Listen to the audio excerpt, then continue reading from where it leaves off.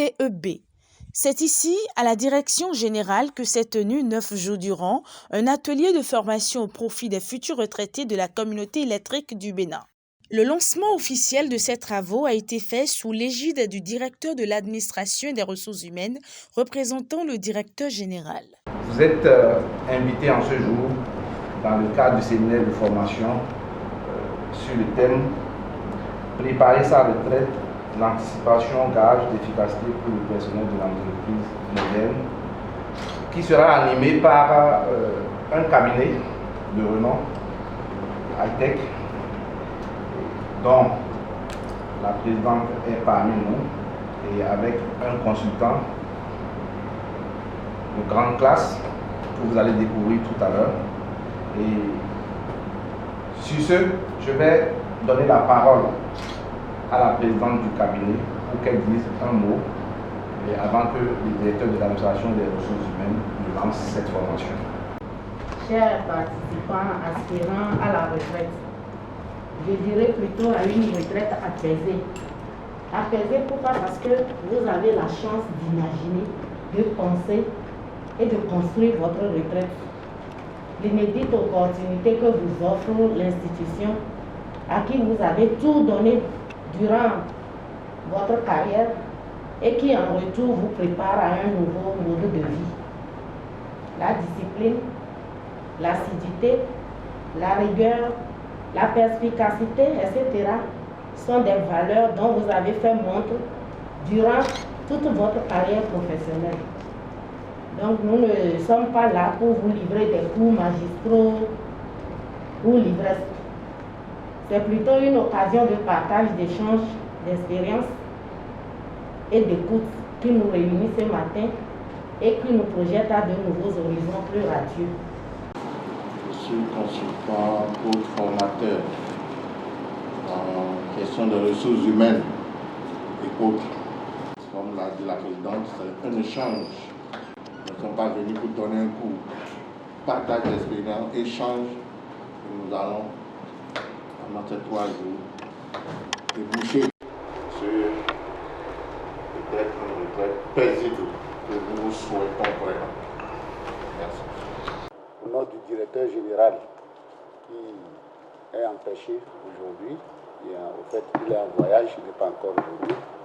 Donc prendre la parole en son nom, d'abord pour remercier Madame la Présidente pour cette collaboration qui a commencé entre nous et qu'elle a bien accepté faire le parcours avec nous. Donc je voudrais, au nom du directeur général, la remercier et remercier son équipe pour la préparation de ce travail qui va commencer aujourd'hui. Je voudrais faire un clin d'œil quand même au service des ressources humaines de la CEB qui a activement participé aussi à cette préparation. Je voudrais remercier les collègues, puisque tout à l'heure, on vient de le dire, tout le monde n'est pas là. Mais en général, lorsqu'il s'agit des ressources humaines, d'aucuns pensent qu'on n'a pas besoin de formation. En général, c'est ça. Et c'est le problème que les directeurs des ressources humaines rencontrent. Je voudrais quand même féliciter les collègues parce que, en général, en Afrique, quand on s'approche de la retraite, il y a une peur qui anime certains. Je vois des gens qui tournent la tête parce que d'autres sont pressés de partir. Mais c'est important parce que c'est une bénédiction, le fait d'aller à la retraite. Nous avons des gens qui naissent et qui travaillent jusqu'à la veille de leur retraite et puis après ils disparaissent. Si Dieu nous a donné la force et la vie jusqu'à ce que nous allions à la retraite, je pense que c'est une bénédiction. Donc nous ne devons pas en souffrir. Et nous devons savoir que le législateur a mis à notre disposition des pensions sur lesquelles nous pouvons vivre le restant de notre vie. Donc il n'y a pas de peur. Sincèrement, il ne doit pas avoir de peur. Je crois que nous allons embrasser cette formation pour avoir plus d'informations et pouvoir nous organiser le temps qui nous reste avant de pouvoir entrer dans l'autre mode de vie qu'est la retraite. Encore une fois, je vais vous remercier pour votre attention. Je vous prierai d'être assidus et d'éviter de faire sonner vos téléphones pendant que vous êtes en salle et de permettre aux experts de vous donner le maximum pour le peu de temps que vous avez à faire. Encore une fois, merci et je déclare ouverte cette formation. Je vous remercie. Divisés en 3 groupes, les participants ont débattu chacun dans le groupe et ce pendant 3 jours avec les consultants du cabinet Afrique Innovation Technologique et Consulting autour du thème « Préparer sa retraite, l'anticipation, gage d'efficacité pour le personnel de l'entreprise moderne ». En liaison avec votre entreprise, la CEB, avec le cabinet Tech, nous avons préparé cette formation qui a pour titre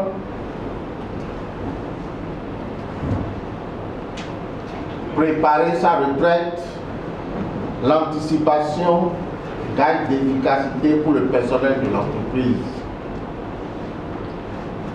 Quels sont les objectifs de cette formation? Préparer sa retraite sans se laisser surprendre par la lettre de notification émanant de l'employeur, de l'autorité administrative, de l'entreprise ou de l'organisation. Maîtriser la préparation administrative du futur retraité, car des retraités de la CNSS Togo ou de la CNSS Bénin. Savoir comment assurer, planifier la préparation financière et psychologique, rendre la retraite plus active et générative de revenus par la création de nouvelles sources de revenus.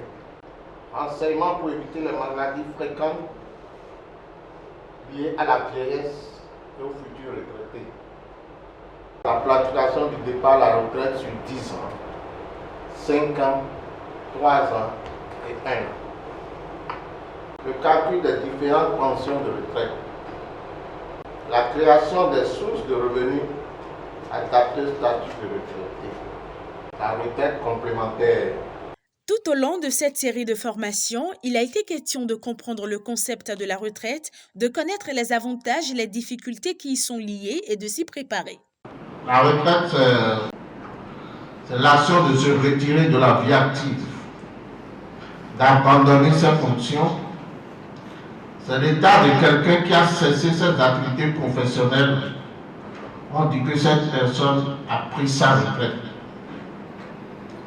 Vous êtes tout puissant directeur, un beau jour vous allez cesser vos fonctions, vous allez quitter la vie active, vous allez abandonner votre beau bureau, vous allez abandonner votre belle voiture de fonction, vous allez abandonner vos avantages et vos primes et partir à la retraite.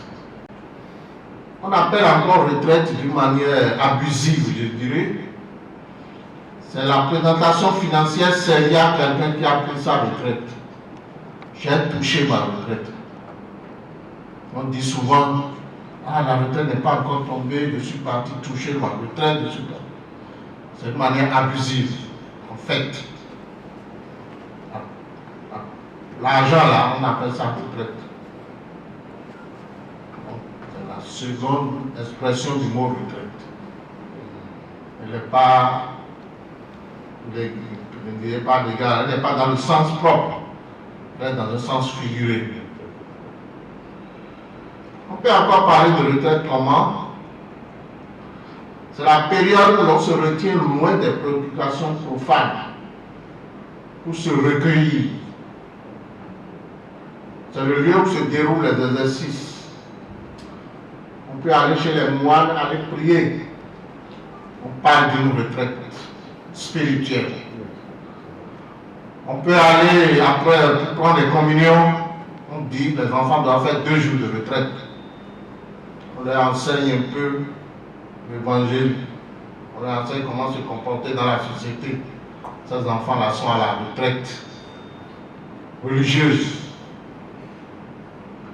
L'équipe nationale, avant de jouer, va se mettre dans un coin et faire des exercices pendant 1 semaine ou pendant 5 jours. C'est une retraite sportive. On parle aussi de retraite sportive. C'est le lieu. Ça peut être, je suis parti dans une ferme me reposer. C'est une retraite.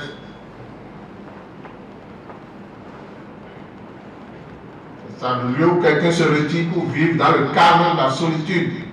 Ça peut être une ville, ça peut être un bâtiment, ça peut être une ferme. On dit que cette personne est partie à la retraite. Elle est en retraite quelque part. On peut encore parler du mot retraite dans l'armée. Une troupe qui ne peut plus se maintenir par ses positions, qui étale devant l'adversaire ou qui replie. On parle de repli tactique. Une débâcle d'une débandade. C'est une retraite de l'armée. L'armée en face et en avance. Si vous voyez que vous ne pouvez plus, vous faites une retraite. Tandis que vous faites une débandade, un retour en arrière sur vos positions. C'est l'expression encore du mot retraite.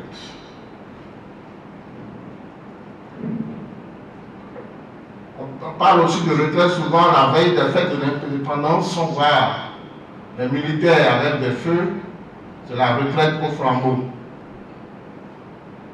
L'expression retraite au flambeau.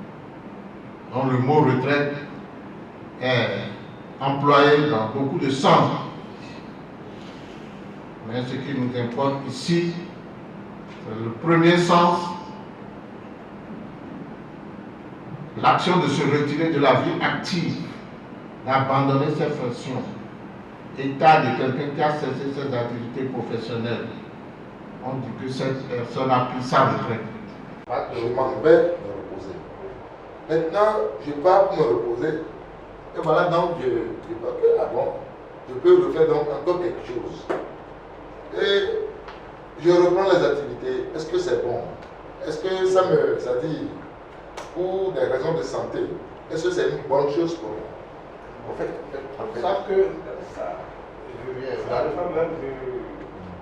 c'est une consultation. Mais lorsque vous êtes encore actif, on vous propose de faire d'autres activités. Vous êtes d'accord avec moi qu'il n'y a pas de comparaison entre le salaire et la pension. La pension diminue. Hey, 3 fois moins que le salaire. Et généralement, les charges sont fixes. Nous allons voir tout ça. Les charges sont fixes. L'eau, l'électricité, la cocotte, les enfants. La pension n'arrive pas à couvrir ça. Mais on propose, on souhaite, si vous êtes actif, faites quelque chose en plus. Pour qu'un fonds vienne chaque matin. bon, est-ce que Compte tenu de votre santé. On ne va pas vous dire, va à la terre, prends la daba pour cultiver. Un retraité ne peut plus faire ça, il n'a même plus la force de faire. Il y a d'autres activités sélectives qu'on va vous proposer qui ne nécessitent pas trop de labeur. Lorsque l'agent a 55 ans et qu'il demande à aller à la retraite, Oui. est-ce que sa société peut volontairement lui refuser la retraite? Lui refuser. Oui. On ne refuse pas la retraite, mais on la barre d'un taux de 5% sur les 5 ans qui restent. On vous pénalise, on vous abat de 5% sur les 5 ans que vous n'avez pas cotisé. Et vous partez en 55 ans. Je m'explique. Vous devez gagner 100 000 à la retraite. Vous êtes parti à 55 ans. Ça fait 25%. 100 000 fois 25%. Qu'on vous retranche de votre chômage. Mais lorsque vous finissez les 60 ans, on peut encore revenir à la pension normale. Donc, on vous pénalise un peu. 5% par année. C'est pourquoi je fais 25%. Ça fait 5 fois 5, ça fait 25. Ça fait 25% sur votre titre. On abat. C'est 5% par année. Je me rappelle que dans les années avant 2000, la retraite de vous était à 55 ans. Aujourd'hui, il paraît que c'est 60 ans. Bon, je suis en train de me poser la question de savoir sur quelle base l'autorité à un moment donné, change l'âge à 50 ans, c'est la façon de voir. Qu'est-ce que les motive à changer cette date de la retraite? Je vais dire que c'est deux motivations généralement que les États utilisent. Les gens estiment qu'à 55 ans, ils n'ont pas fini d'utiliser leur personnel. À 55 ans, vous êtes encore actif. Ils peuvent encore vous utiliser pendant 5 ans. Ça, c'est une motivation étatique.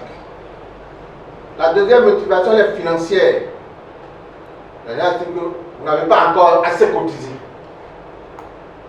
Vous commencez par prendre l'argent. On veut encore 5 ans de cotisation. Vous commencez par vous donner votre pension. Donc au Bénin, la loi 98-19 du 21 mars 2003 ajuste le code de sécurité sociale et elle a été modifiée par une autre loi, la loi 2007-02 du 26 mars 2007. Que dit cette loi dans son article 1er? Il a institué sur le territoire de la République du Bénin un régime général de sécurité sociale en faveur des travailleurs du secteur structuré soumis aux dispositions du Code du travail. Un régime spécial répond en faveur des travailleurs indépendants agricoles du secteur informel. Dans son article 3, la loi dit que ce régime s'occupe des prestations familiales de maternité, des prestations d'accidents de travail et de maladies professionnelles, des prestations de vieillesse, inactivité de survivants de la branche des pensions, des prestations assurance maladie, autres prestations d'essence sociale instituées par la loi.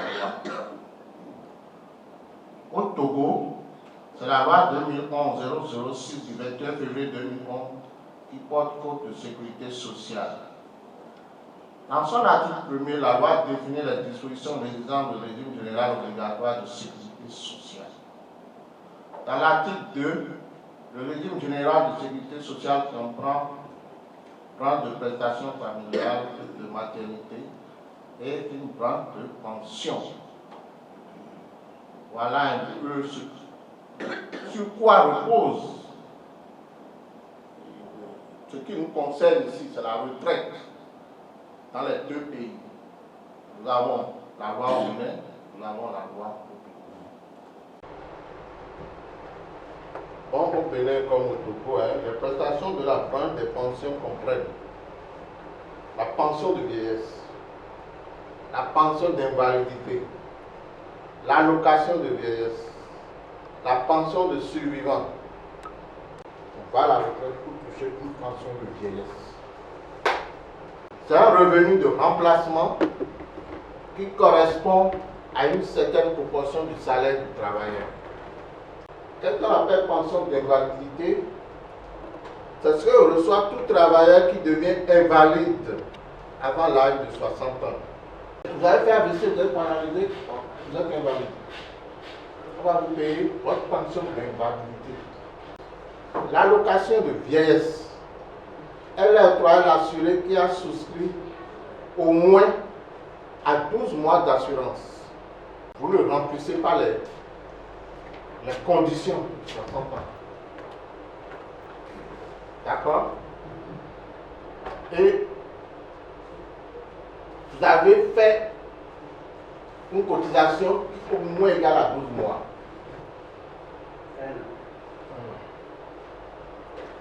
On vous paie ça comme allocation et c'est en une seule fois. La pension de survivant, qu'est-ce que ça veut dire? En cas de décès du titulaire de pension de vieillesse, un retraité, ou d'invalidité, en cas de décès, qui a pension de survivant, ou d'un assuré à la date de son décès, qui remplissait les conditions requises pour bénéficier d'une pension pour justifier au moins de 180 mois d'assurance. Les ayants droit bénéficier d'une pension de survivant sont considérés comme survivants la veuve mariée depuis au moins 1 an avant le décès de son mari. Cette condition n'est pas requise si un enfant est issu de l'union ou si la femme est enceinte. Le veuf invalide à charge à condition que le mariage ait lieu. Ce n'est pas seulement les femmes qui bénéficient, l'homme aussi peut bénéficier. À condition que votre mariage ait lieu avant 1 an avant le décès. À supposer que j'ai 2 femmes. Donc, je me suis marié donc légalement avec une femme. Et la deuxième femme, je ne suis pas marié. Cependant, elle a un enfant avec moi. Bien. Et que je crève. Est-ce que la deuxième femme aussi a bénéficié donc de la pension de ce vivant? La deuxième femme ne va rien bénéficier. Sans mariage. Parce que l'autre va bénéficier. Mais l'enfant peut bénéficier. Se rendre de moins en moins indispensable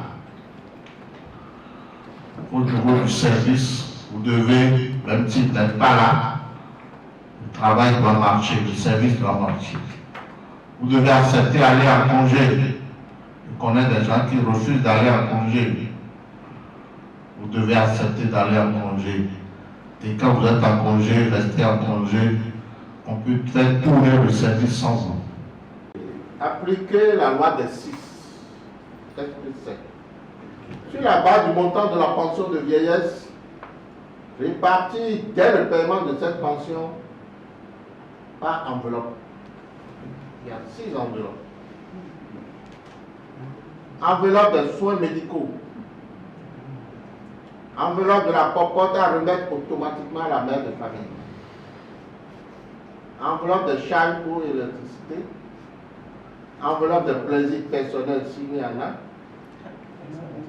Enveloppe de carburant et l'enveloppe de sécurité.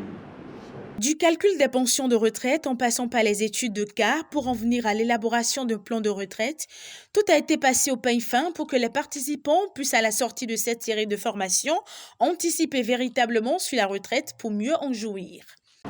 Le montant de la pension de vieillesse est égal à 20% du revenu non plafonné perçu au cours des 5 dernières années, plus 1,33% du revenu pour chaque période de 12 mois de cotisation accomplie au-delà de 180 mois. On va appliquer la loi là. 20% plus ça, plus 1,33% fois 2. Ici, il a fait 22%. Hein? Il a fait 22 ans. Normalement, il fait 180 mois, c'est 15 mois. C'est 15 ans. D'accord? Normalement, si on va appliquer, on va faire 20% fois 200 000, plus 1,33% fois. La différence, ça fait 7. À supposer qu'il y a un décès parmi ces ayants droit, comment le reste de la pension se répartit? La part du décédé revient aux autres en même temps bien. Vous devez aller signaler qu'il y a un décès d'une veuve, c'est par exemple. Vous devez aller signaler. Ou bien s'il y a un décès d'un enfant. De toute façon, au niveau de la CNCS, il y a des dispositions qui sont prises pour réajuster rapidement la pension de survivant aux ayants droit vivants. Je prends un cas où le monsieur n'est même pas marié. Il a plusieurs femmes qui ont déjà fait l'enfant. Il décède. Le monsieur n'est pas marié. Non. Qu'est-ce qui se passe? Qui est la veuve? Parce qu'on parle de veuve mariée et en parenthèse, cette condition n'est pas. Est-ce que il y a eu un enfant? Oui. Il y a eu un enfant de 2 ou 3 femmes. Oui. Comment c'est les sœurs de la veuve? Peut-être qu'elle s'est mariée 1 mois seulement après, et l'homme décède. Mais entre-temps, elle a un enfant avec le monsieur, ou bien elle est enceinte. Là, elle bénéficie de sa pension de survivant. Par contre, si elle s'est mariée, ça ne fait pas 1 an. Et elle n'est pas enceinte, elle n'a pas d'enfant avec le monsieur, elle n'a rien. Pour l'élevage de lapin, nous avons essayé d'estimer nos besoins pour un peu voir de quoi nous avons besoin.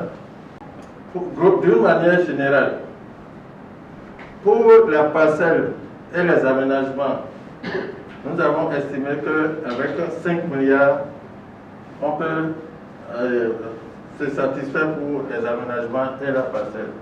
Donc nous avons, je vais mettre le dessin ici pour que...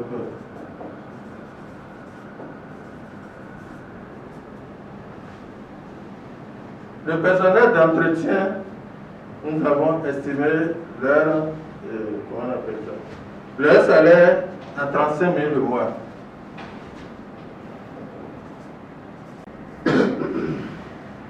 Le service vétérinaire, y compris les achats de médicaments, nous avons estimé ça à 30 000 francs par mois. Au départ, nous avons estimé qu'avec 4 femelles de lapins et un mâle, nous pouvons démarrer notre production. Et la production peut arriver à maturité au bout de 6 mois pour que nous puissions commencer par bénéficier de notre production. Donc, toutes les estimations que nous allons donner ici, c'est basé sur une période de 6 mois à peu près. Pour ça, nous avons les 5 lapins que nous allons acheter. L'étude d'espèces nous donne environ 5 000 francs l'unité, donc nous sommes à 50 000 francs pour l'acquisition des animaux. Si nous sommes à 50 000 francs pour l'acquisition des animaux, avec les études les expériences de ceux qui sont déjà dans le domaine, on a estimé qu'au bout de 6 mois, on aura une population de 77 têtes de lapins dans notre, comment on appelle, dans notre enclos. Nous avons estimé la nourriture pour ces lapins, pour les entretenir pendant ces 6 mois, on a estimé leur nourriture à 115 500. Pour le personnel d'entretien, les 4 font 140 000, 35 000 francs le mois. Donc sur les 6 mois, ça fait 840 000. Donc personnel. Le vétérinaire à 30 000 francs sur 6 mois, ça fait 180 000. Alors, nous faisons un total de tout ce montant que nous avons estimé, c'est-à-dire les 5 millions, les 50 000 d'acquisition de départ, les 115 000 de nourriture pour les animaux pendant 6 mois, les frais, les salaires pour les agents de personnel d'entretien et les vétérinaires, et nous avons un total de 6 185 500 qui constitue notre budget au départ de notre fin. Le lendemain de notre retraite, bien la veille de notre retraite, à investir pour pouvoir entreprendre une activité de ce genre, de l'élevage de lapins. Et là, l'avenir, c'est que c'est à partir de 4 mois qu'il faut commencer par jouir de cette production-là. Donc, dans les estimations, après 4 mois, c'est-à-dire quand je commence mes activités, au bout de 6 mois dont je parle, les premiers animaux vont arriver à maturité et on estime à raison de 6 au début, 6 pour 4, ça fait 48 environ qui sont déjà à maturité et qu'on peut commencer par abattre. Donc c'est sur la base de 48 arrivés à maturité qu'on peut commencer par encaisser un peu, avoir un peu de revenus sur cette activité-là. Rien à dire pour ce qui est de la satisfaction des participants à cette formation, qui n'ont tout de même pas manqué de faire des recommandations à l'endroit des dirigeants de la communauté électrique du Bénin. Et moi, ça m'a permis de savoir aujourd'hui comment faire le calcul pour les pensions de vieillesse, les allocations de vieillesse, les pensions des survivants. On oublie souvent qu'on doit aller à la retraite et c'est le premier jour qu'on va à la retraite qu'on s'en rend compte qu'on est effectivement parti de sa structure sans avoir préparé la relève, la continuité du service après soi. Autre chose qui m'a particulièrement touché, c'est le projet de retraite. Vraiment, c'est peut-être ce qu'il faut qu'on regarde prochainement pour les agents qui préparent à aller à la retraite. Peut-être qu'on pourra essayer de voir comment faire pour accompagner le personnel. Au moins 3 ans avant ou 5 ans avant. Pas tout le monde quand même, mais déjà avoir un projet et suivre. Merci beaucoup à l'institution qui m'a gardé depuis des années. Merci à la direction des ressources humaines. Et merci aux formateurs, au cabinet de formation. Quel que soit ce qu'on aura dit, c'est venu tard, c'est venu tôt.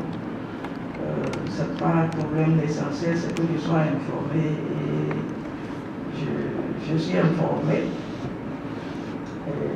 Je connais déjà ce qui m'attend par cette formation, je sais ce que j'ai à faire et je ne peux que dire merci. Ça me permettra de mettre un plan en place pour vraiment vivre une retraite des études. Et je pense que ce séminaire, au moins, nous doit sensibiliser d'abord sur le plan psychologique, parce que quand on apprend la retraite de nos aînés, c'est comme si on est en train de se jeter dans la gueule de l'eau. Au contraire, avec ce séminaire, on sait qu'on n'est pas abandonné si on peut se prendre en charge pour continuer certaines activités.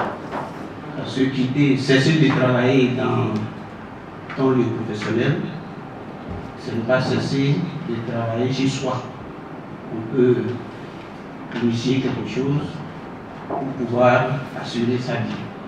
Donc, nous remercions la direction générale pour nous avoir donné cette opportunité. Bon, moi je vais ajouter merci pour le consultant et toute l'équipe de cabinet qui ont fait un bon travail. On a participé, tout le monde était content. On ne peut que les remercier. On espère que ça va se reprendre pour nos petits frères qui sont encore là et qu'ils savent comment préparer la retraite. La reconnaissance du travail bien fait est une récompense souvent bien plus appréciée qu'un salaire, dit-on. Pour les dirigeants de la CEB et du cabinet high-tech, bien plus qu'une récompense, c'est une joie d'avoir pu contribuer à la préparation de retraite des agents de la CEB. Une joie qu'ils n'ont pas manqué de manifester au cours de la cérémonie de clôture. Avant tout, permettez-moi, au nom de Afrique Innovation Technologique et Consulting high-tech, de dire merci à toutes les femmes et hommes qui, par leur présence, leur dévouement, leur disponibilité, leur engagement, leur discipline, leur sens de responsabilité, leur assiduité, ont permis la tenue effective de cette formation. 3 semaines durant, à la faveur de cette formation, j'ai côtoyé des femmes et des hommes qui m'ont appris beaucoup de choses et m'ont rassuré de leur capacité à s'adapter aux nouveaux environnements socio-économiques qu'ils affronteront dans les prochains jours. Toutefois, vous l'avez dit et répété, il faut s'y prendre tôt. C'est d'ailleurs pourquoi vous avez fait une série de recommandations que nous ferons le devoir de transmettre aux autorités de la communauté électrique du Bénin à toute fin utile. Merci aux formateurs et modérateurs dont l'abnégation a été d'un grand atout à l'aboutissement des objectifs de cette formation. Merci au service de restauration qui a toujours accueilli favorablement les dépassements réguliers des plats soumis à son épreuve. Mes remerciements aux directeurs et structures techniques de la CEB qui n'ont ménagé aucun effort pour faire de cette formation une réussite. De la vision managériale à la formation en passant par le choix du thème, la CEB par cet exercice atteste que le relèvement des nombreux défis passe par un personnel bien formé et qualifié. Et ce pari, la CEB vient de le gagner. Merci et au revoir. Madame la Présidente du cabinet Hightech, messieurs les experts formateurs, chers collègues, je voudrais prendre la parole au nom du directeur général. J'ai été agréablement surpris et impressionné par les qualifications que chacun a su donner au déroulement de cette formation qui se veut être d'abord un lieu d'échange entre les doyens que nous sommes. Depuis quelques années, la CEB traverse une situation financière que nous n'ignorons pas et qui a fait que ces genres de formations ont été suspendus. N'eût été, si vous me permettez le mot, la clairvoyance du directeur général et sa volonté d'écouter les ressources humaines, on n'aurait pas eu cette formation cette année. Mais c'est agréable de se rendre compte que nous étions dans l'ignorance en ne voulant pas reconduire cette formation depuis quelques années. Donc, c'est le lieu pour moi de remercier d'abord le cabinet pour la qualité de la coopération et la qualité de la formation qui a été donnée. De remercier également le formateur pour ces nombreuses prouesses qui ont été louées par la plupart des collaborateurs ici. C'est aussi l'occasion pour moi de remercier les collègues doyens qui sont ici pour leur assiduité. Ça a été prononcé plusieurs fois par Madame la Présidente avec beaucoup de qualifications. Et j'en suis fier parce que autant vous êtes bons, autant les ressources humaines sont également bonnes. C'est pour ça que j'en suis énormément, je pense avec une forte fierté. Je vous en remercie. Comme vous le savez, les ressources humaines ont été à tort qualifiées de sciences inexactes. D'autres même ne l'appellent pas science parce qu'on a l'impression que je nais avec les ressources humaines, je sais ce que ça veut dire, je n'ai pas besoin d'apprendre. Vous voyez? Mais aujourd'hui, je suis comblé du fait que beaucoup de choses ont été dites que vous auriez pu connaître, mais que c'est peut-être la première fois que vous les appreniez.